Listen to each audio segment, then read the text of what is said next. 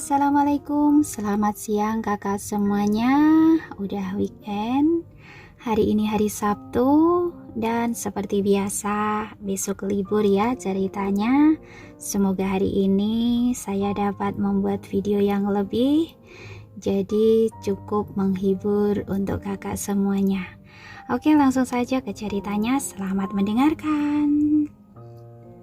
Tanpa sadar hari pun sudah malam. Melihat Nico yang belum datang dan menjemput Gary, Tiara akhirnya memutuskan untuk membawa Gary ikut pulang bersamanya. Gary segera melihat Pandu yang duduk di sofa ketika mereka masuk melalui pintu setelah mereka kembali ke Taman Lentera. Karena itu, dia segera menyapa Pandu dengan sopan. "Halo Om Pandu." Pandu pun tercengang melihat Gary. "Tiara, kenapa Gary ada di sini?" Tiara tersenyum dan menjelaskan, "Pak Nico dan Gary sudah menemaniku untuk mengantar ke tempat pemeriksaan tadi siang. Setelah melakukan pemeriksaan, Pak Nico harus pergi karena ada urusan yang mendesak dan akhirnya meninggalkan Gary dalam penjagaanku." Pandu tidak mengatakan apa-apa lagi setelah mendengarkan penjelasannya. Selain itu, Gary juga sangat menyenangkan. Tak hanya dia bermulut manis, tetapi bocah itu juga berperilaku sangat baik dan jarang membuat ulah. Dia berbeda dari semua anak nakal lainnya. Anak-anak dengan temperamen sepertinya sangatlah langka. Jadi bagaimana mungkin Pandu tidak menyukai Gary? Karena kehadiran Gary, Tiara akhirnya memutuskan untuk memasak makan malam sendiri. Dia bahkan membuat 2 hidangan tambahan yang menjadi favoritnya Gary. "Nona Tiara, masakanmu sangat lezat," Gary berkata dengan penuh semangat sambil menepuk-nepuk perut mungilnya dengan puas. "Ketampilan memasaknya sebanding dengan koki yang ada di rumah." Dia makan dengan riang selama menyantap hidangannya dan bahkan mendapat porsi ekstra sepiring spaghetti. Setelah makan malam, Pandu memeriksa beberapa dokumen di komputernya. Serangkaian suara klak-klik yang konsisten datang dari keyboard mekanisme. Pandu mengetik dengan begitu cepat sehingga hal itu sangat mengagumkan hanya saat melihatnya bekerja. Gary langsung penasaran dibuatnya dan diam-diam menyelinap untuk melihat dari belakang Pandu yang sedang bekerja dengan ekspresi kekaguman di dalam matanya. "Om Pandu, itu sungguh luar biasa. Bisakah kamu mengajariku?" Pandu pun mengangguk dan dengan lembut menjelaskan kode yang baru saja dia ketik. Gary lalu mendengarkan dengan penuh perhatian. Ketika Pandu selesai menjelaskan, Gary pun mengepalkan tinjunya dan bertanya, "Om Pandu, bolehkah aku mencobanya?" Pandu pun segera menyimpan dokumennya sebelum menyerahkan komputer itu kepada Gary. Gary lalu mengingat apa yang telah dilakukan Pandu sebelumnya dalam pikirannya. Kemudian dia meletakkan tangan di bahunya dan menatap Pandu dengan bibir mengerucut. "Om Pandu, tolong beritahu aku jika ada kesalahan."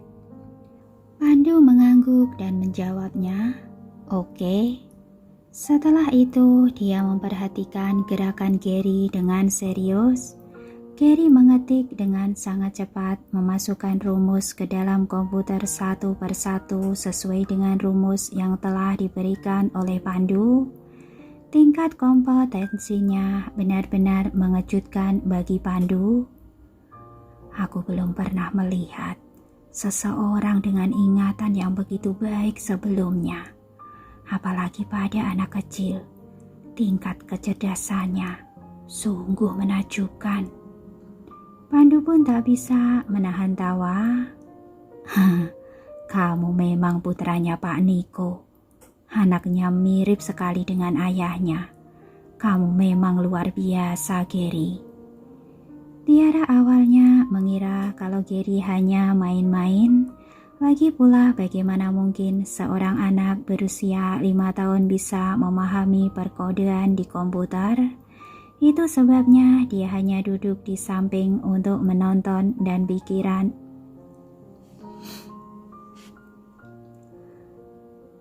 Itu sebabnya dia hanya duduk di samping untuk menonton dengan pikiran yang mengagumi penampilan Gary.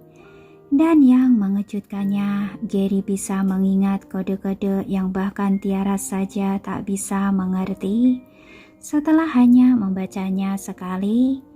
Apalagi tak ada kesalahan apapun pada kode-kode yang diketiknya. Dia benar-benar seorang bocah yang jenius. Tidak, itu tidak benar. Dia adalah seorang bocah jenius yang serba bisa. Ketika dia pergi ke sekolah di masa depan, anak yang cerdas dan pintar sepertinya pasti akan menjadi model panutan bagi orang lain dan kesayangan bagi para guru. Orang mengatakan bahwa anak yang berbakat memang lahir dari keluarga yang berbakat pula. Sudah jelas kalau Gary memang mewarisi kecerdasan dari ayahnya. Karena itu, Tiara pun memuji dengan tulus. Wow, aku tak tahu kalau kamu sehebat ini, Gary.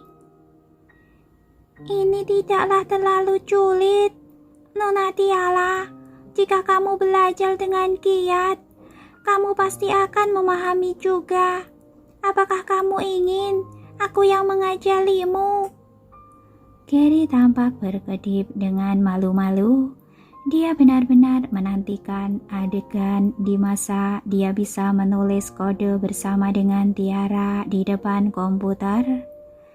Tidak, terima kasih. Kamu bisa terus bermain dengan Om Pandu. Tiara segera menggelengkan kepalanya. Dia benar-benar tak tahu apa-apa tentang pemrograman komputer. Dengan kurangnya keterampilan pemrograman komputerku, tak mungkin aku dapat membandingkan diri dengan bocah kecil ini. Ini sangat memalukan. Hanya dengan memikirkannya, aku tak bisa membiarkan citra sempurna aku yang ada di benak Gary bisa hancur begitu saja. Gary tampak sedikit kecewa tetapi tidak bertanya lagi padanya. Sambil mengangguk, bocah itu menoleh lagi ke arah Pandu. Om Pandu, bisakah kamu mengajariku lebih banyak? Aku ingin mempelajarinya. Saat berada di rumah, Gary selalu ingin belajar saat melihat Niko bekerja. Hanya saja papanya selalu saja sangat sibuk sehingga dia merasa tak enak untuk mengganggunya. Selain itu, Gary juga memiliki begitu banyak pekerjaan rumah sehingga dia sudah tak punya waktu untuk bermain-main seperti ini. Jadi ini adalah kesempatan yang sempurna baginya untuk belajar. Ditambah lagi ada seseorang yang berbakat seperti Pandu untuk mengajarinya. Bagaimana mungkin bocah itu tidak meraih kesempatan itu dengan erat? Tentu saja, Pandu memang selalu menyukai Gary. Melihat bagaimana Gary begitu menyukai pemrograman dan betapa berbakatnya dia secara alami, kesan baik Pandu terhadap Gary pun secara meningkat. Dia sudah tak sabar untuk mengajarkan Gary semua pengetahuan yang telah dipelajari saat kuliah dulu. Dia lalu mengeluarkan komputer lain sehingga mereka masing-masing memiliki laptop untuk digunakan. Setelah itu dia mengetikkan sebuah perangkat lunak yang sederhana. Gary pun mengikuti arahannya. Hampir tidak ada kesempatan bagi Pandu untuk memperbaiki kesalahan kecil yang mungkin saja dilakukan oleh Gary saat memasukkan kode. Ingatan Gary sangat bagus sehingga dia praktis seperti menyalin dan menempelkan semua kodenya. Itu merupakan salinan yang sempurna. Mereka berdua tampak bersenang-senang bersama membuat perangkat lunak demi perangkat lunak tanpa bosan. Tiara bisa mendengarkan suara jari-jari mereka yang terbang dengan cepat mengetik di atas papan touch dan menggelengkan kepalanya tak berdaya. Pandu sudah cukup tergila-gila dengan pemrograman ketika dia membuat perangkat lunaknya sendiri. Sampai-sampai pemuda itu bahkan lupa makan atau tidur. Kehadiran Gary hanya akan membuatnya semakin bersemangat. Sepertinya dia tak akan tidur malam ini. Untungnya apa yang Tiara khawatirkan tidak sampai terjadi. Gary hanyalah seorang anak kecil, jadi dia tak bisa tetap terjaga saat waktu tidurnya sudah tiba. Setelah bermain-main sebentar, bocah itu tampak sangat mengantuk hingga matanya pun berair. Dia lalu menatap Tiara dengan mata yang berair dan berkata, "Nona Tiara, aku ingin tidur." "Oke, ayo mandi dulu. Kamu bisa tidur setelah mandi." Tiara pun menggelengkan kepalanya dengan geli sebelum dia meraih tangannya dan menuju ke kamar mandi. Ketika Pandu melihat tangan besar Tiara yang sedang memegang tangan kecil Gary, sebuah gambaran keluarga yang harmonis tiba-tiba saja muncul di kepalanya. Dia pun bercanda dengan berkata, "Tiara, jika kamu pergi keluar dengan Gary seperti ini, orang-orang yang tidak mengenalmu mungkin akan berpikir kalau dia adalah putramu." Pernyataannya juga membuat Tiara merasa lucu. Jika aku bisa melahirkan seorang anak yang menggemaskan dan cerdas seperti Gary, maka aku mungkin akan tertawa saat terbangun dari mimpiku. Gary merasa sedikit malu ketika mendengar Tiara memujinya. "Nona Tiara, jika aku mempunyai ibu sepertimu, maka aku juga akan tertawa saat terbangun dari mimpiku." Dia pun tersenyum dan membelai kepala kecilnya. "Ayo kita pergi. Sudah waktunya untuk mandi." Saat ini Gary sangat mengantuk sehingga dia hampir tak bisa membuka matanya. Tiara adalah orang yang memandikannya sampai selesai dan Gary juga berperilaku sangat baik sepanjang waktu. Takut jika bocah itu akan masuk angin, Tiara pun memandikannya dengan cepat dan menyelesaikannya. Dia lalu mengambil satu set pakaian Gary dan memakaikannya pada bocah itu. Kemudian dia membawa anak yang hampir tertidur itu ke dalam kamarnya. Mungkin karena sudah banyak bermain hari ini, jadi Gary langsung tertidur begitu kepalanya menyentuh bantal.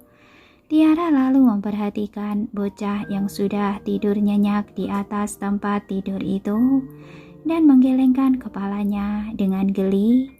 Situasi di antara mereka saat ini tampaknya telah kembali lagi seperti masa lalu. Waktu damai seperti ini sudah melukiskan gambaran yang begitu indah, namun dia pun teringat akan sesuatu. Pada akhirnya, Gary harus pulang. Aku penasaran, apakah Nico sudah berhasil menyelesaikan masalahnya? Ini sudah sangat larut, namun aku belum menerima kabar darinya untuk datang menjemput Gary. Dia belum lupa kalau dia sudah memiliki seorang putra, kan? Memikirkan hal itu, Tiara lalu menelpon Nico. Nico menjawab telepon ketika dia melihat nomor Tiara di kontak penelpon. Dia dengan lugas berkata, "Tolong jaga Gary sedikit lebih lama. Sekarang aku sedang berada di jalan. Aku akan sampai di sana dalam waktu 1 jam." Tiara bisa mengetahui dari suaranya yang lelah bahwa Niko pasti sudah bekerja keras sepanjang hari. Jadi dia tak mengatakan apa-apa lagi. Dia hanya pergi ke ruang tamu setelah mengakhiri panggilan dan menunggu kedatangan pria itu. 1 jam berlalu sangat lambat, tepat ketika dia akan tertidur, bel pintu akhirnya berbunyi. Tiara lalu menggosok matanya ketika dia membuka pintu. Matanya disambut dengan pemandangan saat Niko sedang berdiri di pintu dengan jasnya yang tergantung di bahunya dan kerah kemejanya pun terbuka lebar. Yang paling penting adalah pria itu terlihat agak kelelahan. Tiara merasa sedikit terkejut. Niko selalu saja menampilkan aura yang sempurna sehingga dapat memberinya suasana yang sangat tenang dan mantap setiap kali Tiara melihatnya. Sangat jarang melihatnya terlihat begitu lelah seperti ini. Hari ini pasti sangat melelahkan baginya, sampai-sampai penampilannya jadi seperti ini. Suaranya sedikit serak. Terima kasih banyak untuk hari ini. Aku di sini untuk menjemput Gary. Setelah mendengar ucapannya, Tiara lalu melangkah ke samping dan berkata, "Kenapa kamu tidak masuk dulu? Gary sudah tertidur." Niko pun mengangguk. "Terima kasih." Dengan izinnya, Niko masuk ke kamar tidurnya dan melihat Gary yang sedang tertidur nyenyak. Karena itu, dia juga tidak terburu-buru untuk membawa Gary pulang. Dia lalu berjalan keluar dari kamar tidur dan merendahkan suaranya. "Apakah kamu punya sesuatu untuk dimakan? Aku belum makan apa-apa sejak makan siang tadi, jadi lambungku terasa sakit." Tiara sedikit mengenyit ketika mendengar ucapannya. Pria ini menyiksa perutnya lagi. Selama Tiara tinggal di rumahnya sebelum ini, dia sering melihat Andi yang selalu menyiapkan obat lambung untuk Niko. Andi mengatakan bahwa Niko jarang sekali makan tepat waktu, sehingga dia pun mendapatkan asam lambung. Dia benar-benar tidak mengurus dirinya sendiri ketika dia sibuk. Untungnya Tiara menyimpan obat lambung di rumah. Dengan cepat dia pun mengeluarkan kotak obat, lalu dia menemukan obat lambung dan menuangkan segelas air untuk Niko. Pada saat yang sama, dia tak bisa menahan dirinya untuk bertanya, "Terlepas dari betapa pentingnya pekerjaanmu, apakah itu lebih penting daripada kesehatanmu?" Niko masih terlihat tenang meskipun sudah dikritik. Namun masalah lambungnya menyebabkan bibirnya menjadi pucat dan ekspresinya menjadi tidak sedap dipandang. Pria itu lalu bersandar di sofa setelah minum obat dan menutup matanya untuk beristirahat.